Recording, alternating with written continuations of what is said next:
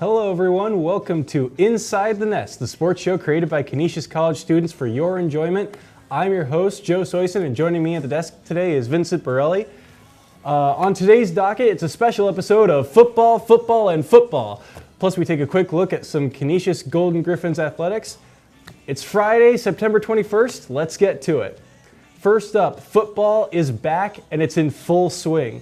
We'll start with the NFL and the quarterbacks. The big news here is that the best performing quarterbacks through 2 weeks is an old man out of Harvard and a second-year man who's only started in 3 games. Ryan Fitzpatrick has the highest QB rating in the league, followed by Patrick Mahomes.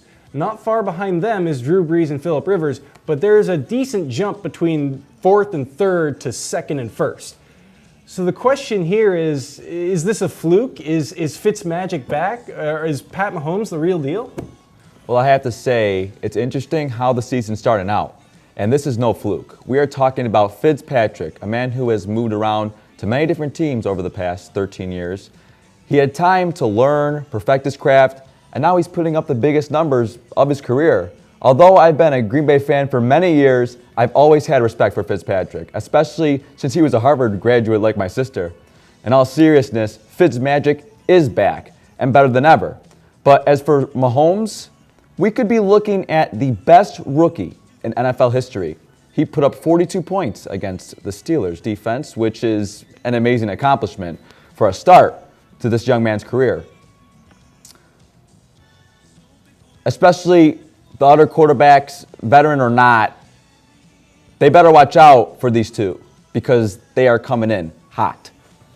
You know, there's a lot to like about these two, and you said it yourself. The accomplishments of these two speak for themselves. Fitzpatrick has years of experience, and despite his sidearm form, I'm a huge fan of Pat Mahomes' confidence to make the throws that he's made. But I think it's important to remember the guys around them, because they deserve a lot of credit too. Fitzpatrick said in his post-game interview, his receivers have been fantastic. Deshaun Jackson is looking like he's back to his old form, and I honestly think Mike Evans might be the new Megatron. Big, 6'5" target, physical off the line, and a great vertical. And as for Pat Mahomes, I think Andy Reid is a big part of his success. Andy Reid is a great regular season coach. Before this year, since he's been in Kansas City, his regular season record is 53-27, and he's only missed the playoffs once, and that year they went 9-7. And this was all with Alex Smith at quarterback, who he willingly let walk away for this guy. They were sold on him since day one, so I'm not surprised if he continues to put up these kinds of numbers. All right, let's stick with the quarterback questions. There was a huge amount of hype around the NFL, specifically around quarterbacks. 5 were drafted in the first round, and as of last night, only one who hasn't played, or the only one who hasn't played is Josh Rosen. Although that might change soon as Arizona is 0-2 and both losses looked bad. Darnold has been a starter since week 1. Allen will likely start the rest of the season, and so will Baker Mayfield depending on the seriousness of Taylor's injury. What are your impressions of these rookie quarterbacks? Which one has impressed you the most, or are there any disappointments? Well, you know, in my opinion, I don't think any of the rookie quarterbacks are a disappointment, and I'll explain why. These guys were drafted not too long ago, and many of the fans expect these quarterbacks to bring it right away, but they don't realize the NFL is a whole new setting from college football. They are dealing with possible veteran pass rushers, veteran quarterbacks, linebackers, and if I was coming into the league as a rookie quarterback, I'd be pretty nervous at the start. Quarterbacks like Josh Allen, for example, you could see some nerves, and that's okay because he has to get used to this setting. Many rookies do. But in the end, their craft will get better as time moves on. I have to say, the rookie quarterback that has impressed me thus far is Sam Darnold. Believe it or not, he has a total of 500 plus yards, and I see potential in this guy. I think with his deal on the Jets, he may be able to get them to the playoffs and break, a 7-year playoff drought. He has an arm, and I think he will be reliable for the Jets offense. Yeah, I agree. And I'm kind of a fan of throwing these rookies like into starting roles because the good ones will find a way to come out of the regular season with decent numbers. However, Baker Mayfield looked really good against that Jets defense. He completed 17 of 23 and 3 drops are on the receivers. They weren't Baker's fault. And I know it's just one game, but you can't tell me that wasn't an impressive start. The other guy I like is Lamar Jackson. Now, I know he's not putting up big numbers, but I like how Baltimore is using him. And I don't mean those wildcat gut runs with Flacco lined up as a wide receiver. Jackson helped put Louisville football back on the college radar, and he's athletic. You don't put up the kind of numbers that Lamar Jackson does without being an incredible athlete. And by adding Lamar Jackson to the huddle, it's another wrinkle in the game that defensive coordinators are going to have to account for. All right, so one more football topic before the break. Le'Veon Bell, he's been holding out for a while now because he wants Pittsburgh to pay him more money. His current contract is just over $14.5 million for the year, and then he becomes an unrestricted free agent. And since Bell has been holding out, James Conner now takes the spotlight as starting running back. Pittsburgh's record through 2 weeks is 0-1-1. They travel to Tampa Bay for Monday night with a date with Tampa Bay, the Buccaneers. So what's the right move here for Pittsburgh?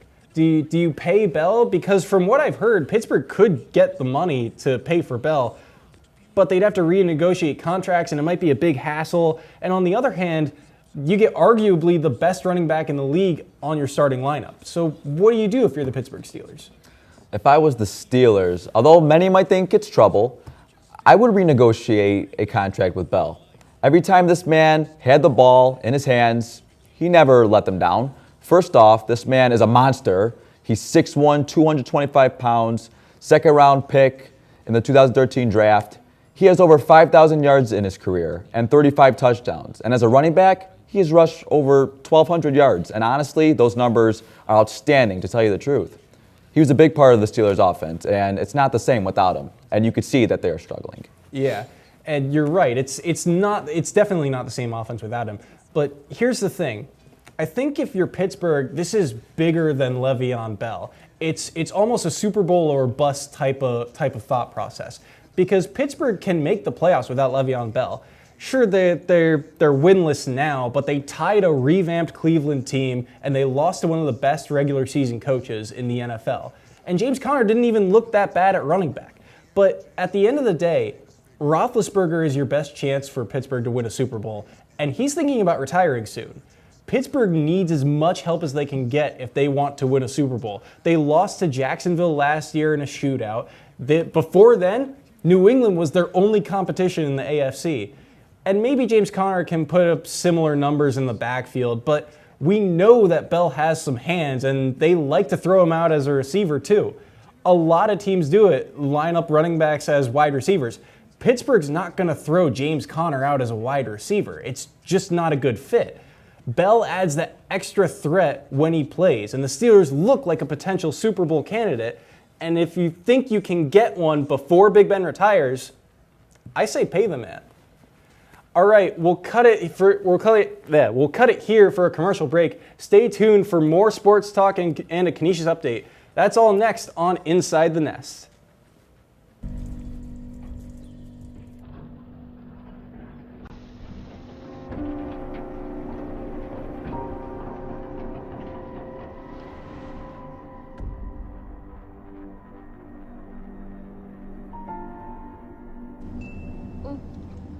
Everyone loves the picture I posted of you.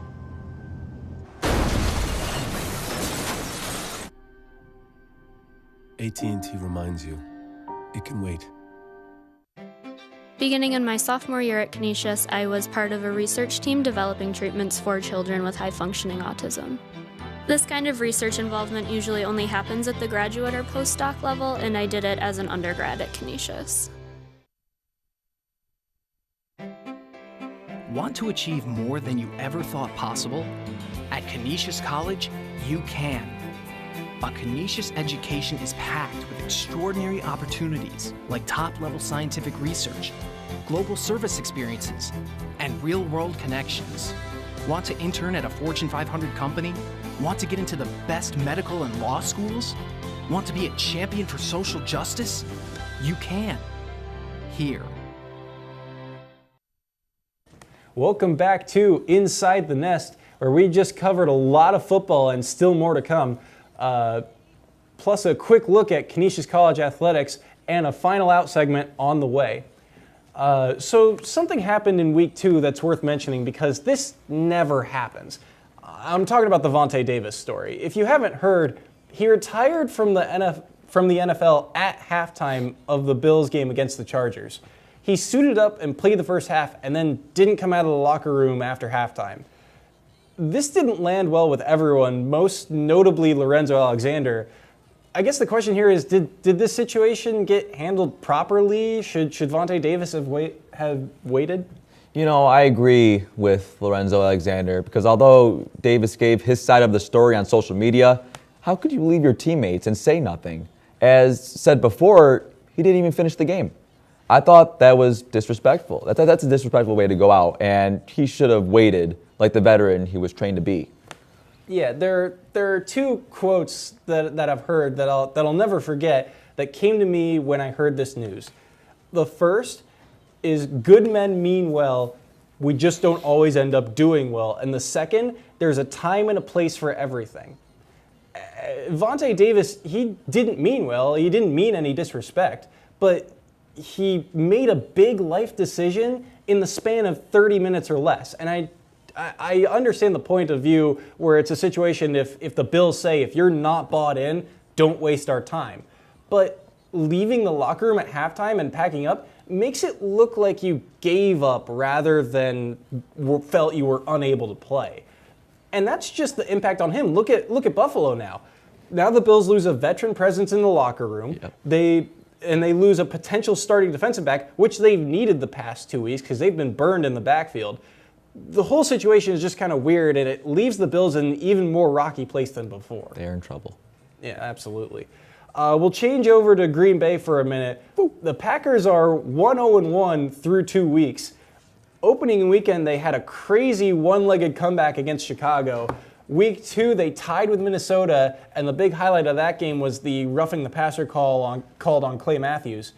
Historically, this division has been owned by the Packers, but this year, the games have been a lot closer than previous years. Can Green Bay still hold on to win this division? Let's be real, Joe. I've been a fan of this team for over 10 years, and I know they have what it takes to win this division. Sure, everybody makes mistakes. Clay Matthews didn't mean that. But with number 12 on that team, I have no doubt he's the GOAT and the life of the Packers offense. And we may just see them in the Super Bowl this year. You never know. Right. I mean, you saw it last year. This team is completely different with Aaron Rodgers on the field. You saw it in week 1. Rodgers hurts his leg, DeShone Kizer steps in, and Chicago gets a fumble and a pick 6. This offensive line, if they keep the pressure off Rodgers, they will always have a chance.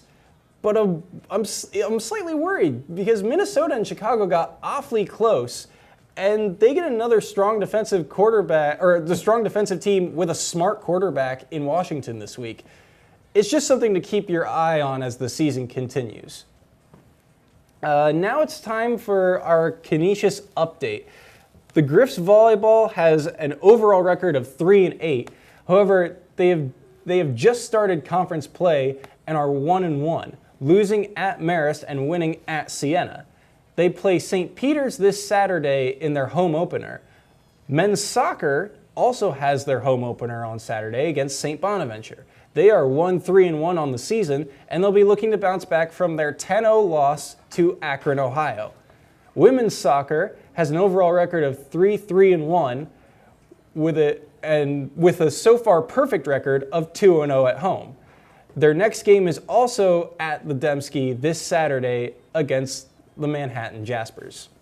When we come back, we'll have our final out and wrap up the show. Babe, check this out. Hey, come on. You want a little chippy? You want a Dorito? Are you hungry? Come on and get a Dorito. Babe, don't hurt my dog. Come on, get a chip. Come on, get a chip. Get a chip. Come on. Here he comes. Here he comes.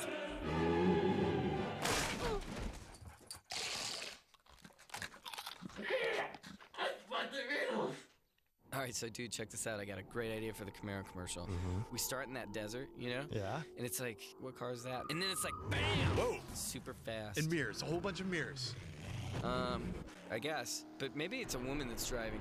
Hot. Totally hot. She's blonde. Redhead. Or a redhead. You know, we should be in the city. Driving fast. Screeching through the streets. Dodging hay bales.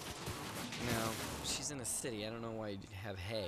But what about a chase? Yeah, with bad guys. And a helicopter. Right, yeah, all that stuff. It's right behind her. They're catching up. This is where the energy is, man. Yeah, they chase her onto a roof and she flies off. Dude, she just flies off a building? Picture it. Yeah, I'm picturing disaster. Like, we need an ending. I got it. Car lands, she drives up, she's a teacher. Ah, teacher. Hi, guys. Hey, hi, Miss Evelyn. I did not see that coming. And then The announcer says, the 426 horsepower Camaro. and then we're done. Welcome back to Inside the Nest. Our next segment is the final out, where we make a prediction on the sports world. So my prediction for this week, Vegas has Carolina as a 3-point favorite over Cincinnati. I say no way. Greg Olsen out, a revamped Bengals defense, and an offense that just showed up its division rival in the Ravens. I'm saying take that bet. Bengals win 24-21. My prediction, when we look at the Bills and Vikings, Kirk Cousins is going to make circles around this Bills defense. I just think this year the Bills are in a building phase in which they are still trying to figure out who should play where, especially the quarterback position. With that being said, the Vikings are going to take it 35-10. And that's the show. Thank you so much for watching. Thank you, Vincent, for joining me at the desk. And thank you, Backstage crew. We couldn't do the show without your help. If you like our content, check out our YouTube channel and Facebook pages for more episodes of Inside the Nest and Canisius Connections. We're also on channel 4-1 on Canisius College Campus TV. Until next time, you're always welcome to fly by the nest.